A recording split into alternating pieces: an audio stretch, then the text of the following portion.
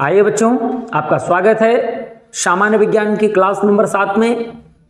आज की क्लास का मुख्य टॉपिक है अम्ल तथा उनके जो स्रोत हैं, यानी कि जो प्रकृति में स्वतंत्र अवस्था में कुछ अम्ल पाए जाते हैं या फिर कुछ जो हमारे बॉडी से संबंधित अम्ल हैं, उन अम्लों के स्रोतों पर आज हम लोग चर्चा करेंगे और देखेंगे कि ये जो अम्ल होते हैं ये पाए कहाँ जाते हैं, इनके स्रोत क्या हैं। तो जब अम्ल की बात आती ही है तो प्रश्न ये बन जाता है कि अम्ल किसे कहते हैं। तो अम्ल कहने के लिए एक ऐसा जलीय विलयन होता है, एक ऐसा जलीय विलयन जो हाइड्रोजन आयन प्रदान करता है, यानी कि हाइड्रोजन आयन ग्रहण कर लेता है, उसे हम क्या कहते हैं, अम्ल कहते हैं। अब प्रश्न ये आता है कि जैसे अम्ल की अभी बात की गई, तो जो अम्ल होते हैं वो नीले वाले लिटमस पेपर को क्या कर देते हैं, वो लाल कर देते हैं। और अम्लों के जो पीएच मान होते हैं, जैसे कि अभी पिछली क्लास नंबर में आपने 6 में पढ़ा था कि इनका जो पीएच मान होता है वो 0 से लेकर के कहाँ तक होता है, 7 से कम होता है। ये जरूर ध्यान रखना है, क्या होता है, 7 नहीं होता है, क्या होता है, 7 से कम होता है, उसे हम क्या कहते हैं, अम्ल कहते हैं। परंतु अब हम लोग यहाँ पर देख रहे हैं कि ये जो अम्ल होते हैं इनके कार्य क्या होते हैं। तो इनका कार्य वास्तव में अगर देखा जाता है तो भोजन को पचाने का काम इनका होता है, मुख्यतः भोजन पाचन में इनके काम आते हैं। मगर सभी जो हमारे अम्ल हैं तो क्या सभी के सभी भोजन पाचन में नहीं, इनके हमारे दैनिक जीवन में इनके बहुत सारे उपयोग होते हैं। तो इनसे बहुत सारे उपयोग जो किए जाते हैं उन पर हम लोग भी चर्चा करेंगे, स्रोत के साथ साथ इनके उपयोगों पर भी हम चर्चा करेंगे। तो आइए चलते हैं, सबसे पहले हम लोग अपने जो है सबसे पहला जो आपका प्रश्न आता है वो कौन सा है, टार्टरिक अम्ल। यदि यहाँ पर देख रहे हैं टार्टरिक अम्ल की जब बात की जा रही है तो ये जो टार्टरिक अम्ल होता है ये कहाँ पाया जाता है, ये इमली में पाया जाता है। ये जो इमली होती है प्राकृतिक रूप से पेड़ से प्राप्त एक खट्टा फल होता है जिसे हम क्या कहते हैं, इमली कहते हैं। तो इमली में पाई जाती है और अंगूर जो होता है उसमें भी पाई जाती है, यानी कि ये जो टार्टरिक अम्ल होता है ये अंगूर में भी पाया जाता है। ठीक है, तो अंगूर और इमली के लिए टार्टरिक अम्ल जाना जाता है। अब प्रश्न आता है कि इसका हम करते क्या है, तो इसी से बेकिंग पाउडर बनाया जाता है, ध्यान रखेंगे। यानी कि इस अम्ल से क्या बनता है, तो बेकिंग पाउडर बनाया जाता है, बेकिंग पाउडर, ध्यान रखना है, बेकिंग पाउडर बनाया जाता है इससे। दूसरा है एसिटिक अम्ल, वेरी मोस्ट पॉइंट है। एसिटिक अम्ल पेपर में बहुत बार पूछा जा चुका है, ये कहाँ पाया जाता है। तो एसिटिक अम्ल जो होता है इसका स्रोत जो होता है क्या होता है, सिरका, ध्यान रखना है, सिरका इसका भाई मुख्य स्रोत होता है, याद कर लें, सिरका मुख्य स्रोत होता है। और इसका मुख्य उपयोग क्या होता है, इसका जो है ये इसका उपयोग किया कहाँ जाता है, तो बिल्कुल अचार, बस एक ही मेन पॉइंट आता है, कहाँ करते हैं, अचार निर्माण में इसका प्रयोग किया जाता है। ठीक है, अचार बनाने में इसका प्रयोग हम करते हैं। तो ये होता है एसिटिक अम्ल होता है जो कि अचार में इसका प्रयोग किया जाता है। अगला क्वेश्चन है यहाँ पर कार्बोनिक अम्ल। कार्बोनिक अम्ल जो यहाँ पर होता है इस चीज को देखेंगे कि कार्बोनिक अम्ल ये जो होता है शीतल पेय पदार्थों में इसका प्रयोग किया जाता है। शीतल पेय, ध्यान रखेंगे, शीतल पेय जो पदार्थ होते हैं सामान्य रूप से उनमें इनका प्रयोग किया जाता है जो बिल्कुल नॉर्मल होते हैं। अब प्रश्न आता है कि शीतल पेय पदार्थ, अब वही चीज आती है कि इनको मुख्यतः सोडा वाटर बनाने में इनका प्रयोग किया जाता है। क्या किया जाता है भाई, सोडा वाटर, ठीक है, सोडा पानी जिसे कहते हैं, तो सोडा वाटर बनाने में प्रयोग किया जाता है। और कोल्ड ड्रिंक्स जो होती हैं, सामान्य कोल्ड ड्रिंक्स जो होती हैं, इनमें इनका प्रयोग किया जाता है। दूसरा क्वेश्चन देखेंगे यहाँ पर 2 नंबर के बाद तीसरा नंबर। अब हम लोग देखते हैं अपने चौथे नंबर को, देखते हैं फास्फोरिक अम्ल, वेरी मोस्ट पॉइंट है। फास्फोरिक अम्ल का जो स्रोत होता है मुख्यतः ये पाया कहाँ जाता है, तो इसको हम लोग प्राप्त कर लेते हैं कोका कोला से। कहाँ से प्राप्त करते हैं, कोका कोला से प्राप्त करते हैं, या पेप्सी कोला या कोका कोला, यानी कोला ब्रांड में इसको प्राप्त किया जाता है। इसका उपयोग इसलिए यहाँ पर किया जाता है कि यह इस पदार्थ को थोड़ा सा खट्टा कर देता है, जिससे कि ये दांत का कसैलापन जो आ जाता है वो इसी के कारण आता है, फास्फोरिक अम्ल के कारण ही आता है। अब इससे अब बात करेंगे तो ब्रांड में करेंगे, कोका कोला, पेप्सी कोला, इनको बनाने में, प्रोडक्ट बनाने में इनका प्रयोग भाई कर लिया जाता है। अब हम लोग देखते हैं अगले पॉइंट नंबर 5 पे देखते हैं सल्फ्यूरिक अम्ल। क्वेश्चन आपका आता है सल्फ्यूरिक अम्ल। ये जो होता है इसको सीसा संचायक जो बैटरियां होती हैं, जिसे सीसा संचायक बैटरी कहते हैं, ठीक है, इनमें इनका प्रयोग किया जाता है। कहां पर करेंगे? सीसा संचायक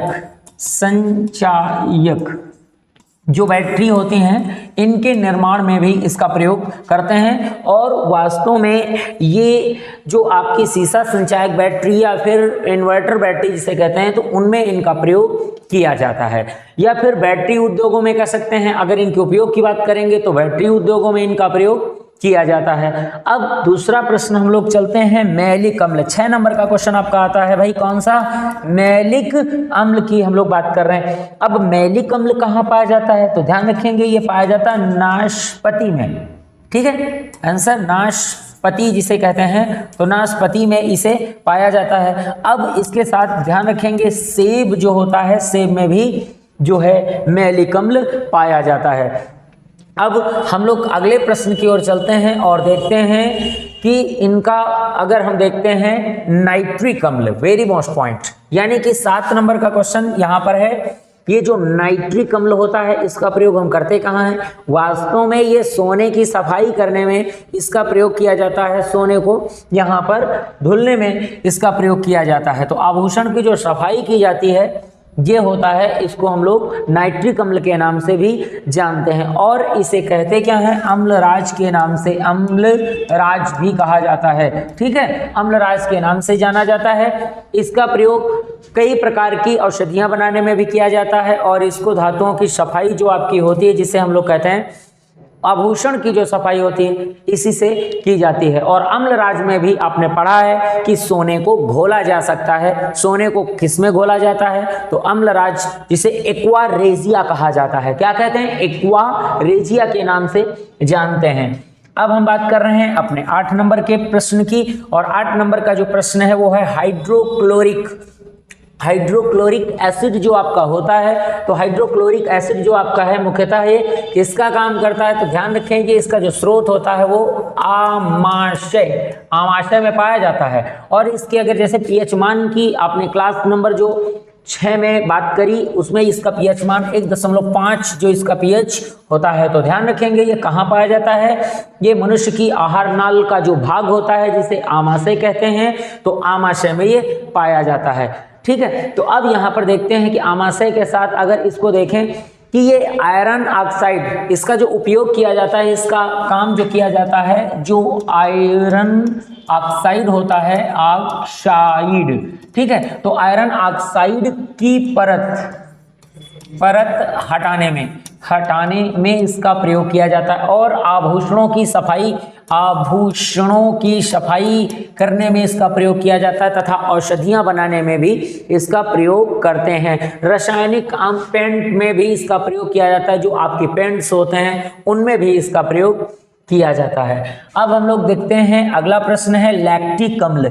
वैसे तो अगर देखा जाए लैक्टिक अम्ल अगर हम तेजी से वर्क करते हैं तो हमारी जो मांसपेशियां होती हैं, तो ये मांसपेशियों में भी लैक्टिक अम्ल जमा हो जाता है, जिसके कारण कोई भी मनुष्य थकान का एहसास जो कर रहा होता है वो लैक्टिक अम्ल के कारण ही करता है। तो ये कहाँ पर भर जाता है? मांसपेशियों में ये भर जाता है, ध्यान रखेंगे, ठीक है, कहाँ पर? मांसपेशियों में। मगर लैक्टिक अम्ल की बात है तो ये मांसपेशियों के साथ ये कहाँ पाया जाता है? दही में पाया जाता है।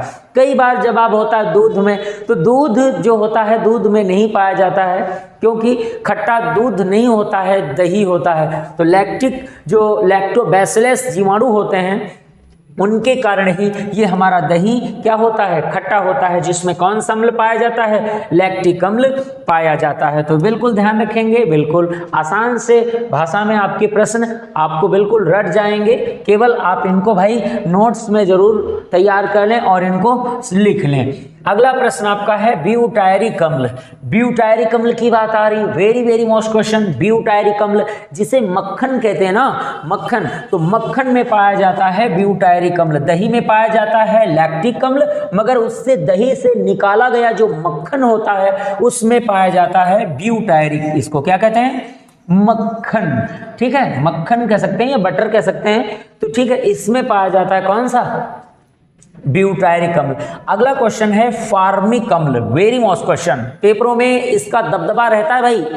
वैसे तो ऐसा नहीं है, ऊपर वाले प्रश्नों का भी दबदबा रहता है, मगर इसका कुछ खास दबदबा रहता है पेपरों में। कोई भी पेपर हो, रेलवे से लेकर के, पुलिस से लेकर के, डिफेंस का कोई पेपर हो, एसएससी का हो, कोई भी पेपर हो, ठीक है, सबसे ज्यादा क्वेश्चन यहाँ से उठाए जाते हैं। आरओ से लेकर के यूपीएससी, यूपी ट्रिपल एससी, हर परीक्षा में सबसे ज्यादा क्वेश्चन को इस शीर्षक से पूछा जाता है कि जो अम्ल होते हैं उनके मुख्य स्रोत क्या हैं, या फिर ये अम्ल किस में पाया जाता है, या फिर किस में ये अम्ल पाया जाता है। ऐसे करके क्वेश्चनों को पूछ लिया जाता है। तो भाई नोट करते चलेंगे और याद भी करते चलेंगे। ठीक है, फार्मिक अम्ल जो होता है वैसे तो ये होता है चींटी, जिसे क्या कहते हैं? चींटी में होता है, चींटा भी होता है, छोटी वाली हो चाहे बड़ी चींटी, छोटी चींटी, बड़ी चींटी एक होती हैं। इनकी सभी प्रकार की जो चींटियों की जो एक जाति होती है उनमें सभी प्रकार की चींटियों में पाया जाता है। वैसे तो लाल चींटी में, लाल चींटा में ज़्यादा पाया जाता है, परंतु इसके साथ जो आपका बिच्छू होता है, जिसे क्या कहते हैं भाई? बिच्छू। बिच्छू के साथ क्या कहते हैं? बर्र, जिसे कहते हैं बर्र कहते हैं। अगला क्या कहते हैं? ततैया कहते हैं, ततैया भी कहा जाता है। ठीक है, और मधुमक्खी, जिसे कहते हैं क्या कहते हैं? मधुमक्खी भी कहा जाता है। तो इतनी सारी जो ब्रांड्स आप देख रहे हैं जीव जंतुओं की, तो यहाँ पर चींटी अलग चीज होती है, बिच्छू अलग है, बर्र अलग है, ततैया अलग है और मधुमक्खी अलग है। यानी कि यहाँ पर ततैया माने होता है पीले रंग की जो आपकी जो है होती है, और बर्र ये बड़े आकार का होता है। ठीक है, बड़े आकार में होता है, सबसे बड़ा। ठीक है, इसमें मधुमक्खी जो होती है शहद की मधुमक्खी होती है। अगला प्रश्न आप देखेंगे ऑक्जेलिक अम्ल। ऑक्जेलिक अम्ल, very very most point. Oxalic अम्ल कहाँ पाया जाता है? तो ऑक्जेलिक अम्ल जो पाया जाता है पालक की पत्ती में पाया जाता है, चने की पत्ती में। अगर ध्यान रखेंगे तो यहाँ पर हम लोग इसे करते हैं, पालक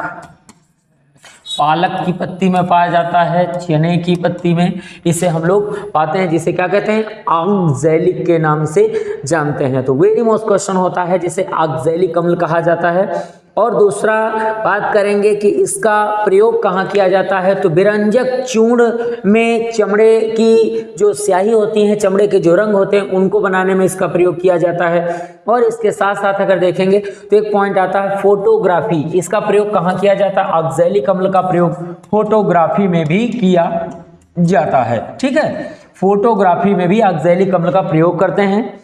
अब बात आ रही है कि सिट्रिक अम्ल या साइट्रिक अम्ल। यहां पर जैसे बात की जा रही है सिट्रिक या साइट्रिक अम्ल, ये जो नींबू वर्ग की सभी प्रजातियां होती हैं, तो नींबू वर्ग की सभी प्रजातियों में सिट्रिक या साइट्रिक, जैसा भी आप उच्चारण देखते हैं, सिट्रिक या साइट्रिक जो भी होता है, नींबू के साथ, जिसे कहते हैं ना, नींबू के साथ साथ इसके वर्ग के जितने भी फल होते हैं सब में पाया जाता है। नींबू हो, चाहे तो संतरा हो, चाहे तो मौसमी हो, ये सभी प्रकार के जो है इनके वर्ग के फलों में पाया जाता है, जो कि खट्टे होते हैं।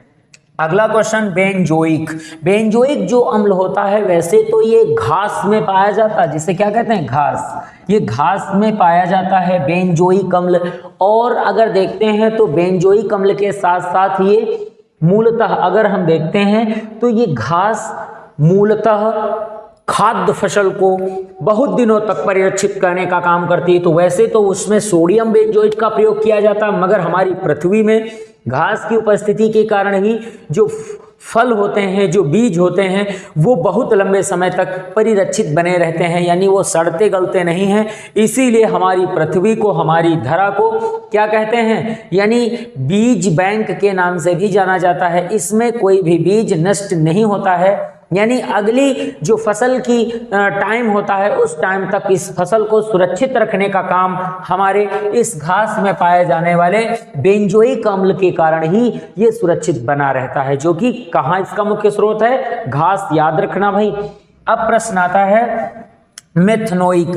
तो वैसे तो आप याद कर लें, मेथनोइक अम्ल जो पाया जाता है वो बिच्छू से लेकर के बर्र और ततैया, जैसे कि अभी यहाँ पर आपने देखा मेथनोइक अम्ल बिच्छू में पाया जाता है। नोट कर लें, बिल्कुल कंफ्यूज ना हो, नोट कर लें, वेरी मोस्ट पॉइंट है। और बर्र में पाया जाता है और ततैया जो होती हैं इनमें भी पाया जाता है। और अगर बात करी जा रही है तो उसके साथ मधुमक्खी जो होती है ना, मधुमक्खी में भी इसको पाया जाता है, ठीक है, मधुमक्खी में पाया जाता है। और उसके साथ चींटी जो होती है, सुरुटू जो होती है, उसमें भी ये पाया जाता है। यानी कि ये जो आपका मेथनोइक अम्ल होता है ये कहाँ पाया जाता है? तो एक बात आप याद रखेंगे कि ये जो आप देख रहे हैं कि जो आपका फार्मिक अम्ल है वही यूज होता है मेथनोइक, जिनमें पाया जाता उसी में फार्मिक अम्ल भी पाया जाता है। तो दोनों बातों को चाहो तो फार्मिक और मेथनोइक को बिल्कुल एक पास में आप अपने नोट्स में बना सकते हैं, जिसमें कि कोई भी प्रकार का कंफ्यूजन ना हो। तो आज की क्लास में बस इतना ही, मिलते हैं अगली क्लास में, तब तक के लिए जय हिंद।